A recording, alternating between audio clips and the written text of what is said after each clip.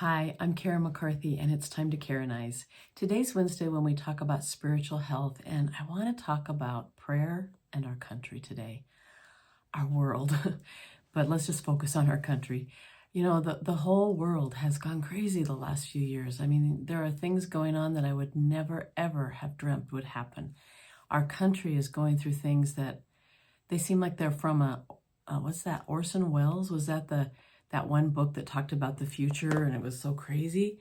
Um, it's like things are happening that are unbelievable to me. And I feel so sad that we can't have a difference of opinion these days without being attacked, it seems like. We need to give people back their right to have a different opinion without being put down.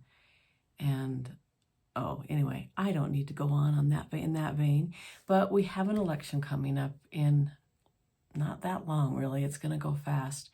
And I really think if we're not already doing so, we need to really be praying for our nation. And if we are doing so, we need to up those prayers. We just need to lift our country up and ask for godly intervention in all of the elections so that we get the right people in place who are running the country in a positive, productive way. You know, the Bible says in 2 Chronicles 7:14, I love this verse, if my people who are called by my name will humble themselves and pray and seek my face and turn from their wicked ways, then I will hear from heaven and I will forgive their sin and I will heal their land. Now, this is one of those if-then statements. I'm reading it because when I get on video, I can barely remember John 3:16 then.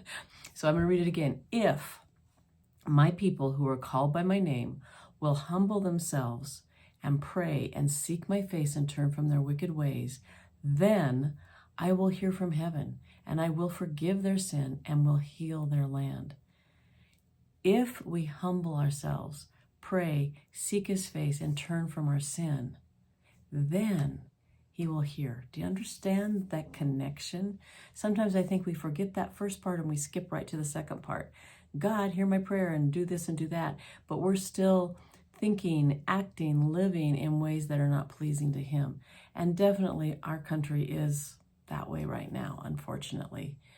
So if we will turn to him, turn from those ways, then he will hear us. Now, we Christians need to really start pressing in because there are a lot of people in this world and in this country that they don't even know that they're sinning. They don't even know how hurtful and harmful to themselves and others their way of thinking and their way of living is.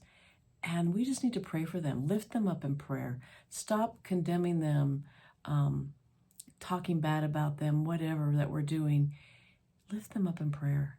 That's the best thing we can do. And you know what? If you have someone who is difficult in your life, someone who has hurt you, the best way to help you get over that is to start praying for them. And sometimes at the beginning, we don't want to pray for them. But I'll tell you what, if you just take that step and say, I don't want to pray for them, God, but I am going to pray for them right now. It gets easier and easier until it is such a blessing to you that it's just amazing. And hopefully, eventually, you will see that it's a blessing to them also. I definitely have had things like that happen in my life. Praying for someone for a long time, not even knowing if the prayers are making an impact. You know, and they have to be willing for it to make an impact. A lot of times pray, soften their hearts, open their eyes, because if that doesn't happen, it's probably not going to happen. So let's all just really press into praying for our country. Forget about the political differences. Forget about all that stuff and just pray. Just press in and pray and be optimistic by turning it over to God and asking him to bless our requests. Have a blessed day yourself, and I will talk to you next time.